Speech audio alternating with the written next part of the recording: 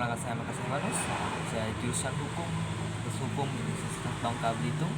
Saya akan menjelaskan tentang cakupan laut hukum internasional, yaitu hukum laut internasional dari cakupannya apa saja begitu.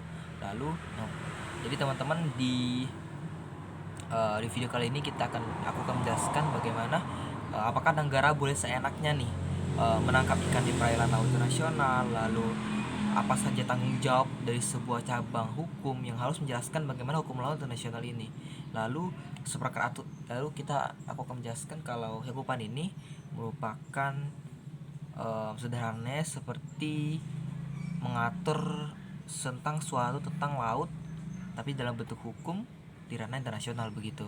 Lalu hukum laut internasional ini juga tentang segala sesuatu tentang lautan, mulai dari pelindungan lingkungannya, sumber dayanya, hingga disebut juga sebagai konstitusi laut begitu, yaitu yang sering kita temukan, yaitu yang kita sering jelaskan ya, yaitu di mana-mana pas kalau teman-teman belajar hukum kita tahu, yaitu UNCLOS. UNCLOS ini salah satu konstitusi kelautan internasional, yaitu Konvensi Perserikatan Bangsa tentang hukum laut. Jadi teman-teman, cakupan yang pertama itu tentang pengatur fundamentalnya, yaitu pengaturan dan bagian zona-zona maritim. Jadi di cakupan hukum laut internasional ini, yang pertama tentang laut itu sebuah rumah. Jadi sebuah rumah bagi sebagian negara dan juga halaman yang ada tingkat-tingkatnya begitu. Jadi di laut itu ada laut teritorial, itu 12 mil dari garis pantai. Lalu ada zona tambahan 12 mil seterusnya yang kemudian diawasi. Lalu juga ada ZEE, zona ekonomi eksklusif. Jadi ini adalah zona eksklusif untuk mengeksplorasi atau mengeksploitasi sumber daya alam. Jadi negara berhak atas ZEE ini, teman-teman. Itu sebagai, lalu juga ada lantas kontingen. Lantas kontingen itu keberlanjutan dari bawah laut. Jadi di pedalaman laut itu sebagaimana diatur dapat diambil kekayaannya begitu. Jadi di laut ini juga ada batas-batasnya dalam cakupan hukum laut internasional. Lalu yang kedua tentang pengaturan lalu lintas atau navigasi. Jadi di hukum laut internasional ini juga mencakup tentang navigasi atau lintas daerah. Jadi lintas negara. Jadi antara negara dengan negara lainnya dia dibatasi oleh navigasi dan lalu lintas. Jadi cakupan kedua ini seperti jalur transportasi utama dunia. Jadi hukum laut itu bergerak untuk mengatur jalannya kapal-kapal yang bisa bergerak di antar negara. Konsepnya seperti jalur lintas damai, contohnya itu adalah lintas laut antar negara yang sangat sibuk. Jadi semua negara berhak bisa lewat situ tanpa harus izin secara langsung gitu. Jadi itu hak laut bebas begitu. Tapi ada juga wilayah-wilayah harus izin terhadap negara tersebut. Itu adalah ZEE tadi begitu. Lalu di Indonesia sendiri diatur lewat hak alur laut kepulauan atau ALKI. Di Indonesia itu ada ALKI sebagai lintas transit antar negara. Lalu juga ada pengelolaan sumber daya alam dan lingkungannya. Jadi di terhadap cakupan laut internasional ini ada bagaimana kita harus mengatur eksploitasi sumber dayanya, lalu dan juga pelindungan hukum lautnya. Jadi hukum laut internasional ini bukan hanya soal garis batas, tapi juga siapa yang dapat dan bagaimana menjaganya.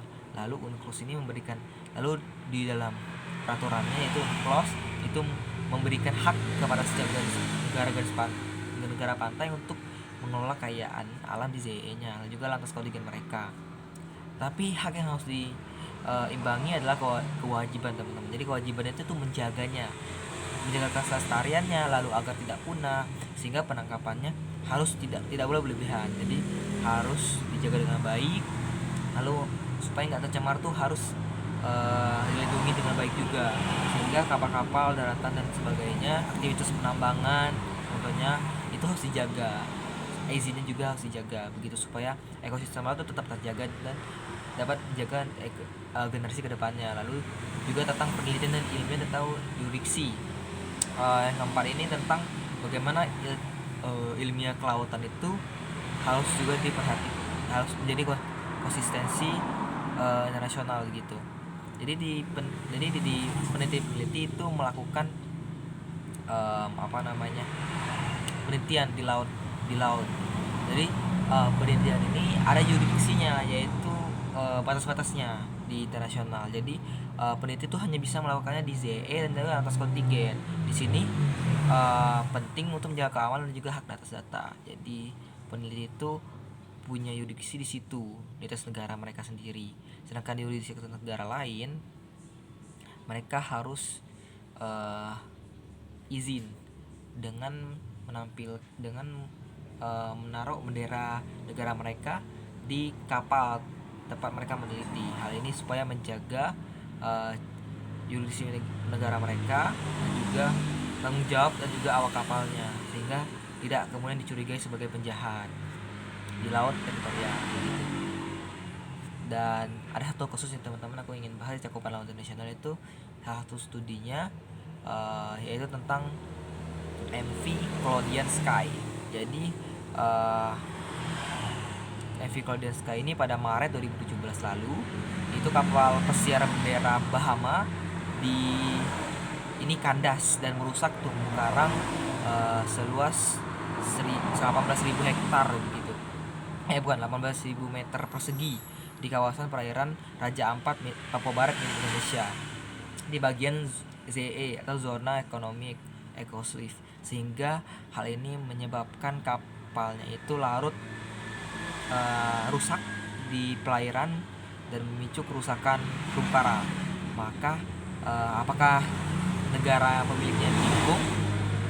Diatur ini dalam pasal 56 UNCLOS itu menegaskan bahwa hak berdaulatnya itu adalah Indonesia di ZEE, sehingga eksploitasi sumber daya alam termasuk terumbu karang di dalamnya dan kerusakan di dalamnya timbul akibat kapal asing ini itu merupakan pelanggaran, sehingga Indonesia punya hak untuk berdaulat, klaim atas kerusakan, dan meminta pertanggungjawaban atas negara tersebut. Jadi benar pada dasarnya negara Indonesia ini atas kejadian MV Claudian Sky yang karang itu bisa didapatkan pertanggungjawabannya atas negara tersebut begitu.